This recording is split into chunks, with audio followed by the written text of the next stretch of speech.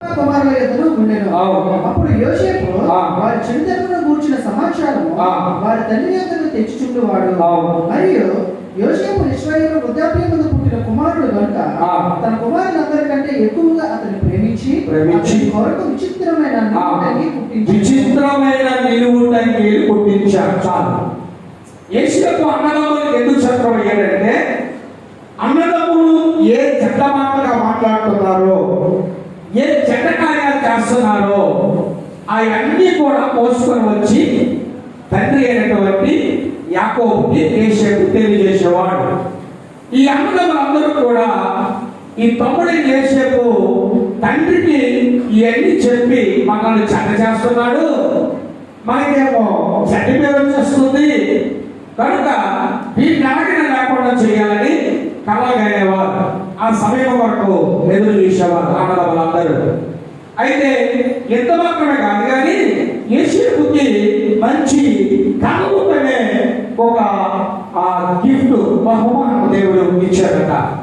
మంచి దర్శనాలు చూసేవాడట. నేను రాత్రి తెల్లవారుజామున ఒక దర్శనం చూశాను. చాలా భయపడిపోయాను. ఒకసారి టక్క వేసి కూర్చున్నాను మంచం మీద. నా గుండె కొట్టుకుంటా ఉంది. ఎవరికి ఏమవుతుందో అర్థం కాలేదు, నాకు ఏం జరుగుతుందో అర్థం కాలేదు.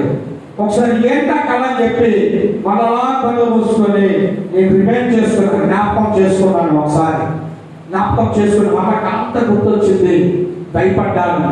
మోకరించి, ప్రభువా ఎవ్వరికి కీడు కలగకూడదు నాయన, మా సంఘ బిడ్డలకు కానీ మా కుటుంబంలో కానీ ఎవ్వరికి ఈడుపడి వారికి కానీ ఏ కీడు కాకుండా దయచేయమని దేవుడి సంఘంలో కన్నీరు దాచి ప్రార్థన చేశా. దేవుడి స్తోత్రం కలుగునుగాక.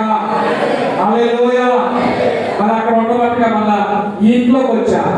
ఇంట్లోకి వచ్చి ఇక్కడ కలపడానికి వచ్చి ఇక్కడ మళ్ళా ప్రార్థన కాసేపు చేయడం జరిగింది. యోసేపు మంచి కళలు కనేవాడు, దర్శనాలు చూసేవాడు. ఇవన్నీ తండ్రిని చెప్తుంటే తండ్రి యాకోబు తెలుసు యోసేపు ఎప్పటికైనా ఉన్నతమైన స్థానంలో వచ్చాడని. ఇదంతా అక్కసగా పెట్టుకొని అన్నదమ్ములందరూ కూడా ఏం చేశారండి చూడండి. 37వ అధ్యాయము 21వ వచనం చదువునాన్న. మనము వారిని చంపురాదని చెప్పి వారి చేతులలో పడకుండా అతని విడిపించెను. ఎట్లనగా రూబేను అతని తండ్రికి అప్పగించుటకై వారి చేతుల్లో పడకుండా అతని విడిపింపదలచి రక్తము చిందింపబడి అతనికి హాని ఏమీ చేయక అడవిలో ఉన్న ఈ గుట్టలో అతని పడద్రోయమని అన్నదమ్ములందరికీ చెప్పాడు. యోసేపు తన సహోదరుల యొద్దకు వచ్చినప్పుడు వారు యోసేపు అంగీని అతడు తొడుగుకొని ఉండిన ఆ విచిత్రమైన తండ్రి గుర్తించిన నిలుటకి తీసివేసి అతను పట్టుకొని ఆ గుంటలో పడద్రోసి అందులో నీళ్లు లేవు. వారు భోజనం చేయ కూర్చుండి కన్నులెత్తి చూడగా ఐగుప్తులకు తీసుకొని పోవుటకు ముగిలము హస్తకియు గోధుమను మోయుచున్న ఒంటెలతో ఇష్మాయేలీయులైన మార్కస్తులు దేవుని స్తోత్రం కలుగునుగాక. ఈ మాటలు నేను ఎందుకు చదివించానంటే మీకు అర్థం అవ్వాలని. నేను డైరెక్ట్ గా వాక్యంలోకి వెళ్ళిపోతే కనానులో ఉన్న యోసేపు ఐగుప్తుకి అసలు ఎలా వచ్చాడో మీకు తెలియాలి కాబట్టి కొంచెం టైం తీసుకున్నా. మొదటిగా యోసేపు అన్నదమ్ములు అందరూ కూడా యోసేపు శత్రువులు. సెకండ్ పార్ట్ వస్తే యోసేపుని అన్నదమ్ములు కొట్టి గొంతులో పడవేశారు, పెద్దోడైన రూబేన్ చెప్పినట్లుగా. ఆ తర్వాత ఐగుప్తు దేశానికి వర్తక వ్యాపారం చేసుకోవడానికి వెళ్ళిపోతున్నటువంటి వ్యక్తిని చూసి వీడిని బానిసగా వాళ్ళకి అమ్మేశారు. ఎవరిని? యోసేపుని అన్నదమ్ములందరూ కలిపి బానిసగా అమ్మేయబడినటువంటి యోసేపు ఐగుప్తు దేశానికి వెళ్ళాడు.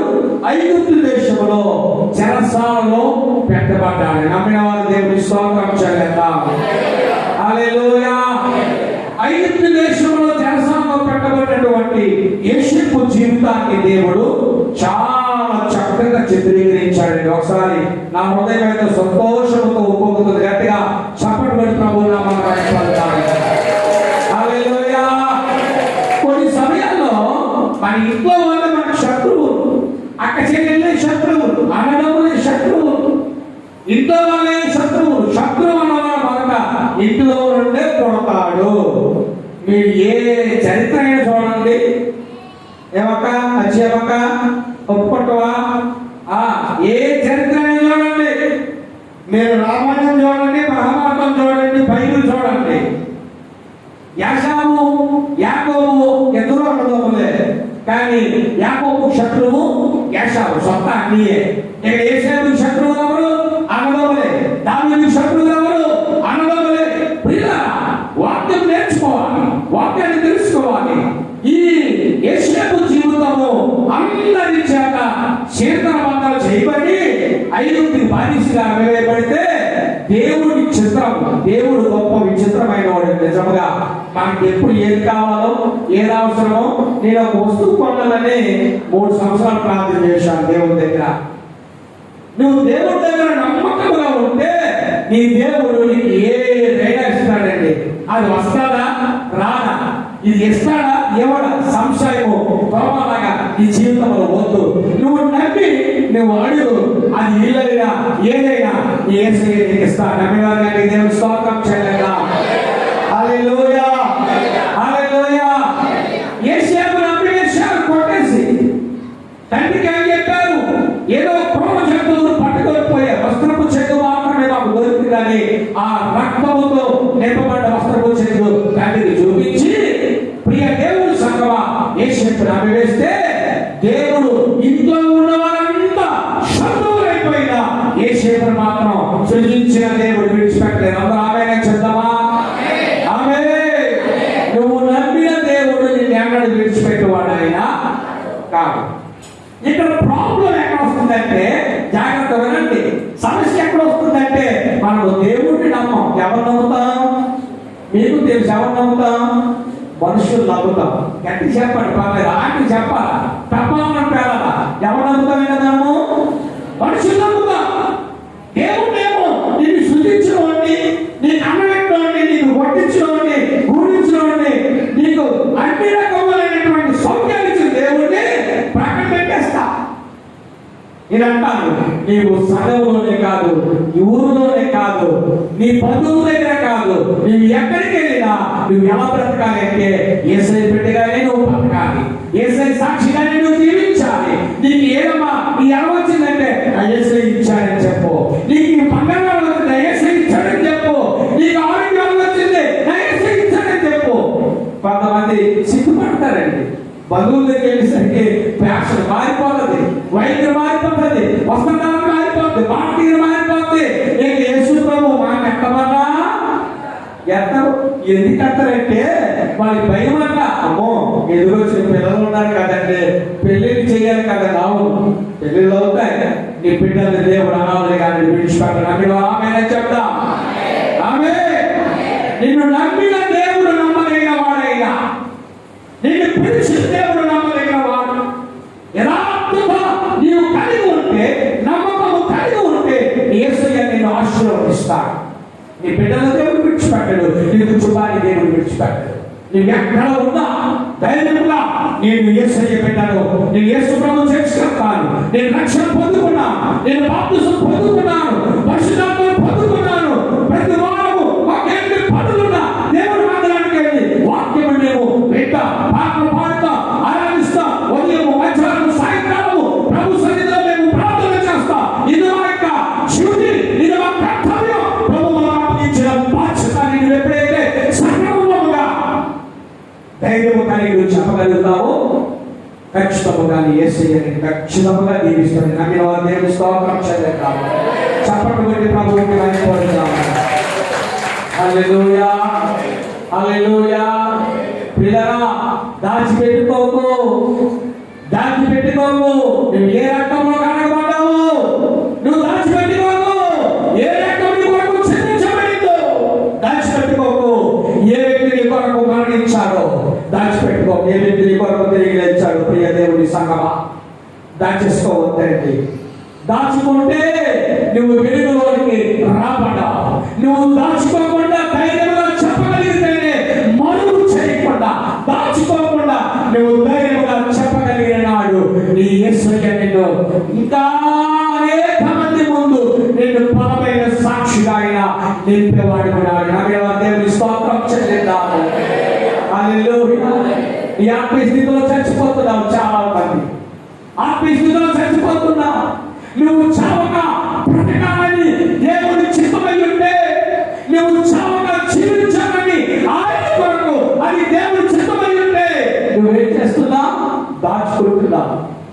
మరి రోగం ఎలా తగ్గింది? ఆ పరణ డాక్టర్ మంచి ఉంటుంది, ఆయన మందుల వాటి తగ్గిందండి. వెల్, మంచిదే. ఆ డాక్టర్ గారు మంచోడే, ఆయన మందులు మంచివే. కానీ నీకు ఆయుష్ పోషినవాడు మాత్రం దేవుడే. దేవుడి స్తోత్రం చెల్లిద్దాము. హల్లెలూయా. నీకు ఆయుష్ పోషినవాడు దేవుడు. నీ ఊపిరితో ఉన్నావంటే నువ్వు బ్రతికించినవాడు దేవుడు. నువ్వు చావగా బ్రతుకున్నట్టు నీ పట్ల, నీ కుటుంబం పట్ల, నీ బిడ్డల పట్ల, నీ సంఘము పట్ల, నీ పరిచర్య పట్ల, నీ జీవితం పట్ల నీ యేసయ్య ప్రణాళిక చాలా గొప్పది. అది గ్రహించేవారు ఎంతమంది అండి? నువ్వు నమ్మకముగా ఉంటే ప్రియ దేవుని బిడ్డ, యేసేపు జీవితంలో చెరసాలలో పెట్టబడ్డాడు, చాలా వ్యతిరేకతలు అనుభవించాడు. కానీ ఆ రోజుకు వచ్చిన కళలకు, దర్శనాలకు అర్థాలు చెప్పేవారు లేక చెరసాలలో పెట్టబడి యేసేపుని దేవుడు బయట తీసుకొచ్చి అర్థాలు చెప్పితే యేసేపు అంటాడు, నీ వంటి ఆత్మజ్ఞానము కలిగిన వాడిని నేను ఎప్పుడు కూడా చూడలేదయ్యా. పొద్దుఫారా అంటున్నాడు, నీలాంటి ఆత్మజ్ఞానము కలిగిన వ్యక్తి నేను చూడలేదు. దేవుడు నిజముగా నీ దేవుడు గొప్ప దేవుడు, నీ దేవుడు శక్తివంతమైన వాడు, నీ దేవుడు గొప్పవాడు కనుకనే నీవు చక్కగా ఈ యొక్క కళలకు, దర్శనాలకు అర్థములు చెప్పగలుగుతున్నావని ఆ యేసేపుని ఆ పోతిఫర్ రాజు మెచ్చుకుంటున్నాడు. మెచ్చుకొని ఏం చేశాడో తెలుసా? వాక్యంలో చూడండి. వాక్యంలో చూసినట్లయితే ప్రియ దేవుని బిడ్డలారా, చెరసాలలో నుండి యేసేపుని దేవుడు విడిపించాడు. ఆ ఇంటి బాధ్యతలన్నీ యేసేపుకు దేవుడు ఇచ్చాడు. 39వ అధ్యాయము వాక్యం చదువుతుందా? 39వ అధ్యాయము.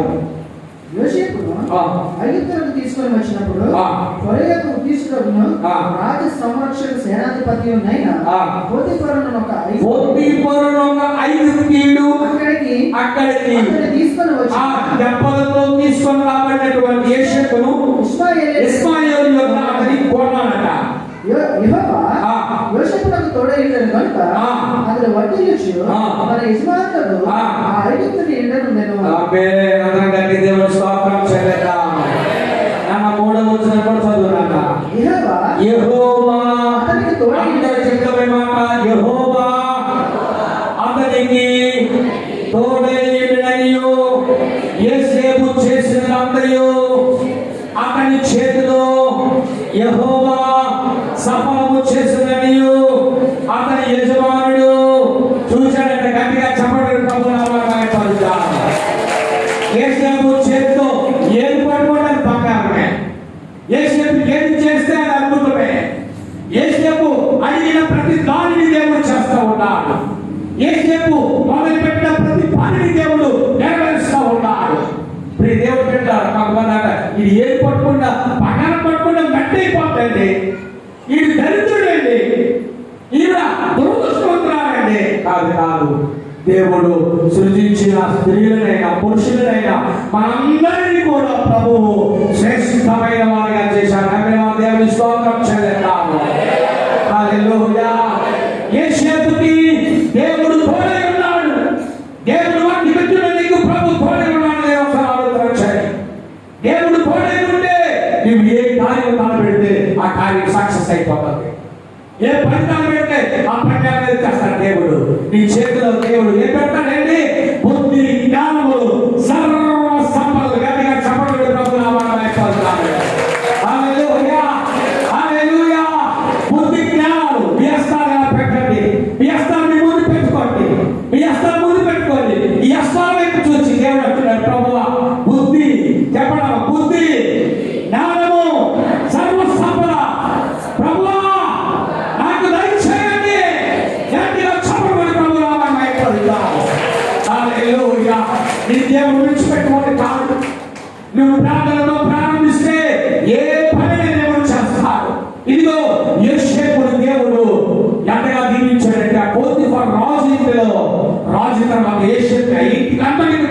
యజమానుడు యేసప్పే. ఆ ఇంటి మీద అధికారం కలిగిన వాడు యేసప్పే. ఇంకా పోతిఫర్ గారు ఇచ్చినటువంటి అద్భుతమైన మాట చూద్దాం. వాక్యంలో చూసినట్లయితే 41వ అధ్యాయము ఆదికాండం 41వ అధ్యాయము 38 చదువుతున్నా. మరియు కరువుగల 7 సంవత్సరములు 41:38 అతడు తన సేవకులను చూసి ఇతని వలె దేవుని ఆత్మగల మనుష్యుని కనుగొనగలమా అని అనెను. మరియు ఫరో దేవుడు ఇదంతయు నీకు తెలియపరచెను కనుక నీవలె వివేక జ్ఞానము గలవారము లేరు. నీవు నా ఇంటికి అధికారివై ఉండవలెను. నా ప్రజలందరూ నీకు విధేయులైయుందురు. సింహాసన విషయంలో మాత్రమే ఎందుకంటే పైవాడునై యుద్ధం చేసే పుత్రుడు చెప్పిన నగర దేవుని స్తోత్రం చెందుతాము. హల్లెలూయా, హల్లెలూయా. ప్రభువా చూడండి ప్రియ దేవుని బిడ్డలారా, పైవాడిగా నేను ఉంటాను సింహాసనం విషయంలో మాత్రమే, కానీ మిగతా అన్ని విషయంలో దేవునికి సమానమే. బానిస రాజుతో సమానం చేయబడ్డాడు.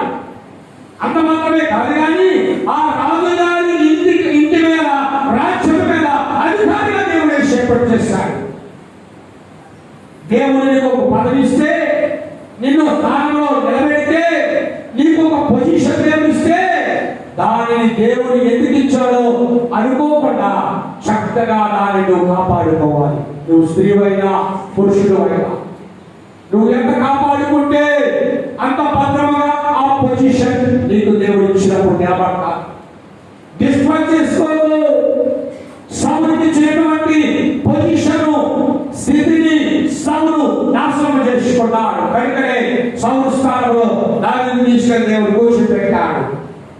ప్రియ దేవుని బిడ్డలారా, దేవుడు నీకు ఇచ్చిన స్థానాన్ని నువ్వు కాపాడుకోవాలి. యోసేపును దేవుడు ఐగుప్తు దేశంలో గొప్ప నాయకుడిగా చేశాడు. ఇప్పుడు కానాను దేశంలో కరువు వచ్చింది.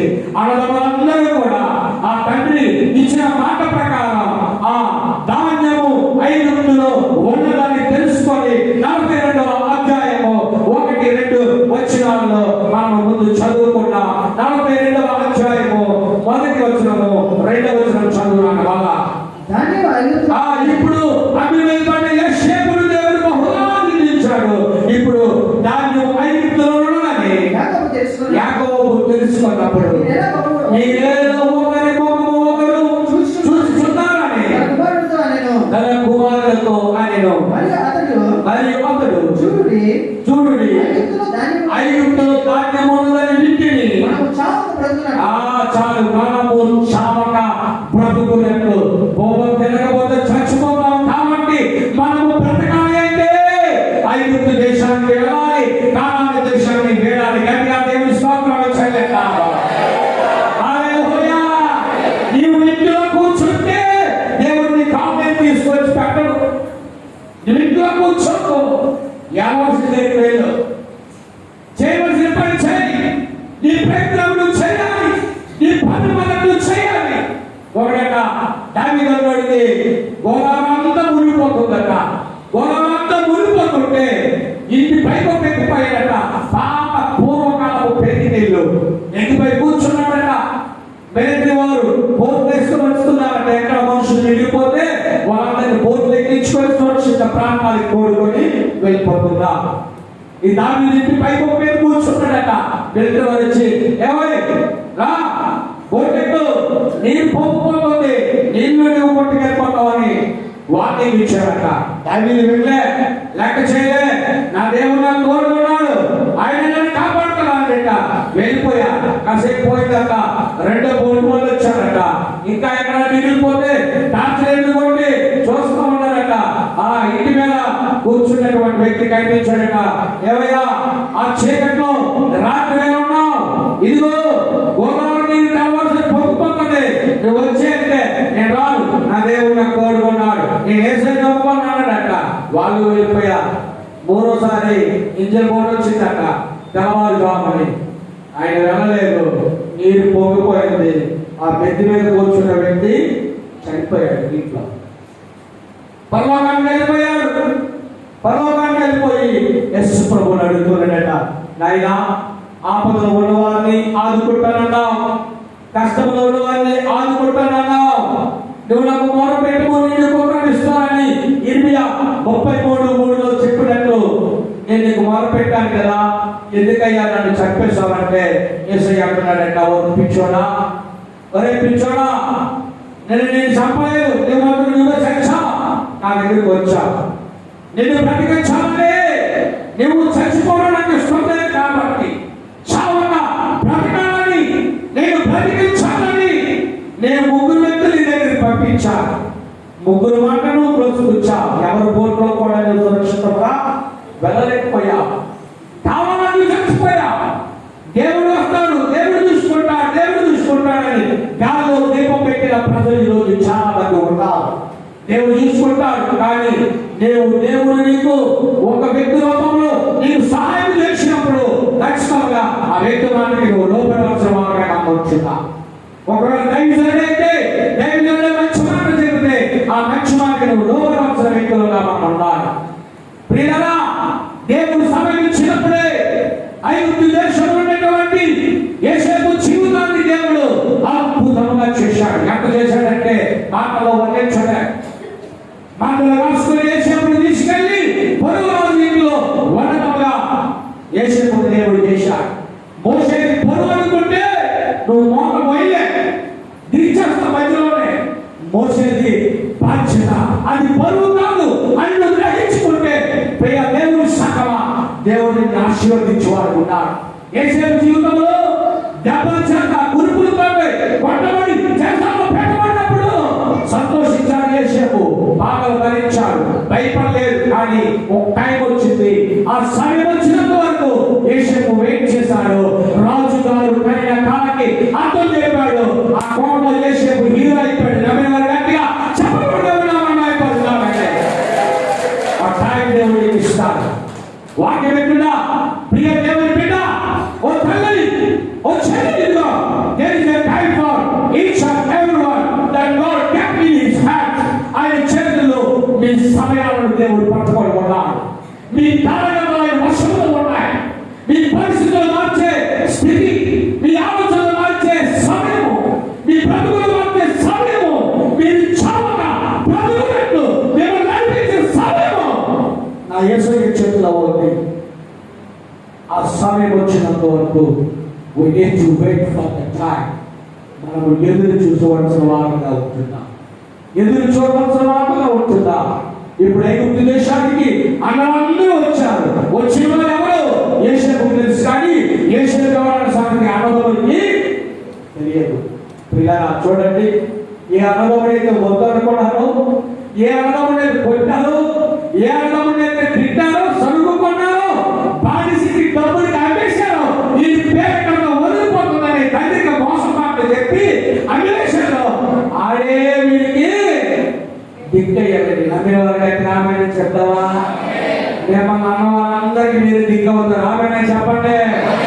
ఆ ఇల్లు నమ్మకుండా నీ బతికితే అన్నవారందరికీ నీ యేసయ్య నిన్నే దిక్కులా చేస్తా. నమ్మి రామాయణ చెప్తా.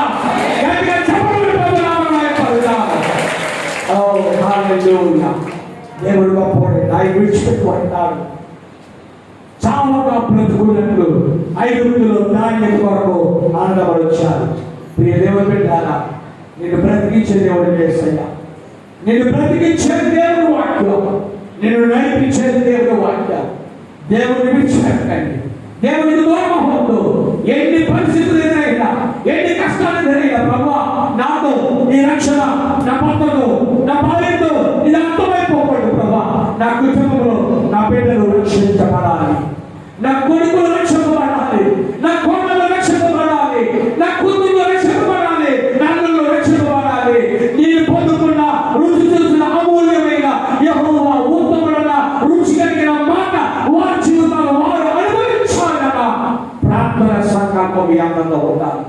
వాక్య వింటున్నా ఓ తల్లి, వాక్య వింటున్న తండ్రి, రక్షణను నీవు నిర్లక్ష్యం చేసావు, తప్పించుకోలేదు. దేవుడు ఎంతో నాకు అయిపోతుంది రక్షణ. నేనే నైట్లు తెరసాడు అని నిరక్షణ పొందుకోడు అని. కానీ ప్రభు ఆ కుటుంబాన్ని విడిచిపెట్టండి. దేవుడు ఏ బిడ్డను విడిచిపెట్టడు. నీతో ఆగిపోవాలనుకునే రక్షణను నీ దేవుడు కొనసాగించేవాడిని కూడా నమ్మిన ఆమె చెప్తాను. ఆమె యేసుని విడిచిపెట్టువాడు కాదు. యేసు ప్రభు చేసిన గొప్ప మేలేమిటంటే ఆయన మనందరి కొరకు నా అమూల్యమైన రక్తమును కాచిన దేవుడు, మనందరి కొరకు నా ప్రాణాన్ని పెట్టిన దేవుడు. మనము చావక ఆధ్యాత్మిక స్థితిలో చచ్చిన వారి ఉంటున్నప్పుడు, సున్నము కొట్టిన సమాధానం ఉంటున్నప్పుడు మనల్ని పోషించాలని, మనల్ని విడిపించాలని, పాపం నుండి, లోకం నుండి, శరీరం నుండి, ఆశ నుండి విడిపించాలని మన యేసు మనలను బ్రతికించాడు. నమ్మే వారి గట్టిగా చప్పట్లు కొట్టి దేవుని నామమున స్తోత్రాలు. హల్లెలూయా, హల్లెలూయా. ఒక ప్రభుత్వం వెలిగించబడి కరిగిపోతే దాని కాలం వల్ల వెనక్కి రాదు. కానీ నువ్వు క్రీస్తునందు పడిన ప్రయాస, నువ్వు ప్రభువును కాచిన కన్నీరు, నువ్వు దేవుని స్థలంలో ఏడ్చిన ఏడ్పు, నువ్వు రోధించిన రోదన ఎన్నడూ కూడా వ్యర్థం కానే కాదే. అందరూ చెప్తా, మళ్ళా చెప్తా, మళ్ళా చెప్తా, గట్టిగా దేవుని స్తోత్రం చేద్దాం. హల్లెలూయా, హల్లెలూయా. ప్రియ దేవుని బిడ్డలారా, యేషూపుని దేవుడు అలాగే చేశాడు. కథ చెప్పలేని సీయోను పర్వతం వలె యేషూపు జీవితాన్ని దేవుడు చేశాడు. ప్రియులారా, మన దేవుడు గొప్ప దేవుడు. చావక బ్రతుకున్నట్లు ఇంగ్లాండ్ దేశంలో పూర్వకాలముందు ఒక రాజు ఉండేవాడు. ఆయన పేరు ఫ్రెడరిక్. ఫ్రెడరిక్ అనే రాజు పరిపాలన చేస్తూ ఉండేవాడు ఇంగ్లాండ్ దేశంలో. ఆ రాజు గారు ఒకరోజు హాల్లో కూర్చుంటే ఆ డైనింగ్ హాల్లో ఒక పనివాడు గబగబ పట్టుకొచ్చి ఒక పాత్రతోటి సేవ్య అతను ముందు పెట్టాడు. ఆ మంచి పాయసము ముందు పెట్టేసరికి ఇతనికి నోరు ఊరిపోయి తాగేద్దామని ఆ పాత్ర పైకెత్తాడు. ఎత్తేసరికి ఆయనకు ఒక గుర్తొచ్చిందట. ఏమిటంటే, అయ్యో ఈరోజు నేను ప్రార్థన చేయడం మర్చిపోయాను, ఈరోజు నేను బైబిల్ చదవడం మర్చిపోయాను. ఈ రెండు చేయకుండా నేను ఈ అప్పహారం తీసుకుంటే దేవుడి దగ్గర నేను లెక్క అప్పగించాలి అనే ఆలోచనతో ఆ ఎత్తున పాత్ర తీర్చి ఆ రాజు అక్కడ పెట్టి తన గదిలోకి వెళ్ళిపోయి ప్రార్థన చేసుకున్నాడట, బైబిల్ చదువుకున్నాడట. గంటన్నర పోయిన తర్వాత వచ్చి ఆ పాత్ర చూసేసరికి అందులో సాలిపురుగు నడుస్తూ ఉందట. అందులో పడిపోయింది. సాలిపురుగు నడుస్తూ ఉంటే రాజుగారికి ఒక సేవకుడు పిలిచి, అరే ఈ పాత్ర తీసుకెళ్ళి వంటగదిలో పెట్టేసి ఇంకొక పాత్రలో పాయసం పోసుకున్నా, ఇదో సాలిపురుగు పడిందని ఫ్రెడరిక్ రాజు చెప్పాడట. చెప్తే అలాగేనా కానీ ఆ పాత్ర పట్టుకొని గబ్బు వంటగదిలోకి వెళ్ళాడట. వంటగదిలోకి వెళ్ళేసరికి వంట వండేవాడు అన్నాడట సేవకుడిని, ఎలా రాజుగారు ఈ పాయసం ఆగలేదా అన్నాడట. వంటవాడు ఆగలేదు. ఎందుకో ఇంకో పాత్రలో వేసుకొని రమ్మన్నా. అదే లోపే అయితే చేసి తప్పు రాజుగారు తెలిసిపోయిందేమో అనుకొని తక్కువ చోకున్నాడు. కాళ్ళ తీసుకొని పిస్టితో తాళమని కాలు తీసుకున్నాడు. ఆయన చచ్చిపోయాడు. వట్టుడు ఎందుకు కాలు చచ్చిపోయాడు సంగతి సేవకుడికి తెలియదు. వీడికి అనుమానం వచ్చింది. వెంటనే ఆ పాయసాన్ని పట్టుకొని అక్కడున్న కుక్క ముందు పెట్టాడట ఈ సేవకుడు. ఆ కుక్క పాయసం 5 నిమిషాలకి చచ్చిపోయాడు. అంటే దాని అర్థం ఏంటంటే ఆ పాయసంలో ఆ వంటవాడు రాజును చంపడానికి ఏం తెలిపాడమ్మా? విషయం తెలిపాడు. ప్రియ దేవుని బిడ్డలారా, ఒకవేళ ఆ ఫ్రెడరిక్ అనే రాజు గారు ప్రార్థన చేసుకోవడానికి ఇంకో వెళ్ళకపోతే, బైబిల్ చదువుకోవడానికి ఇంకో వెళ్ళకపోతే, దేవుని మనసులో స్తుతించి ఆనందించి ప్రేమించడం సందర్భంలో ఇంకో వెళ్ళకపోతే ఆ రాజు గారు ఖచ్చితంగా ఆ రోజు చనిపోతారు. కానీ ఆయన చావుగా బ్రతకాలని ఆ దేవాది దేవుని సంకల్పం కాబట్టి ఆ రాజు గారిని దేవుడు బ్రతికించాడు. గట్టిగా చప్పట్లు ప్రభునామాన్ని ఆయన పలుకుతాము. హల్లెలూయా, హల్లెలూయా. జీవ మరణములు యెహోవా వశములో ఉన్నాయి. నీ వశములో లేవు. 5